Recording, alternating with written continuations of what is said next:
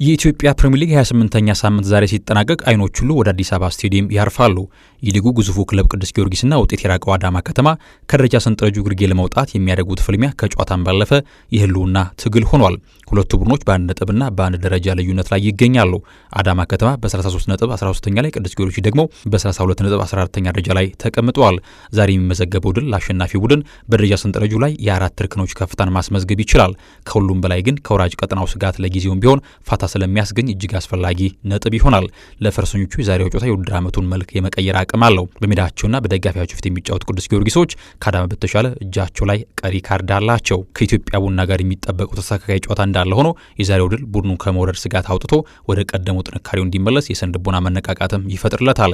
በአንጻሩ አዳማ ከተማዎች የቁልቁለት ጉዞ ላይ ሲሆኑ የዓመቱን መጀመሪያ የዋንጫ ተፎካካሪ ግብ ይዘው የጀመሩት አዳማዎች አሁን ግን ህልውናቸው ለማስጠበቅ እየታገሉ ይገኛሉ። ባለፉት 5 ጨዋታዎች አንድም ነጥብ ማስመዝገብ አለመቻላቸው የአንጋፋውን አሰልጣኝ ስዩም ከበደ ስንብትም መፍትሄ አለመሆኑ ክለቡ ከባድ ውጥረት ውስጥ ከቶታል።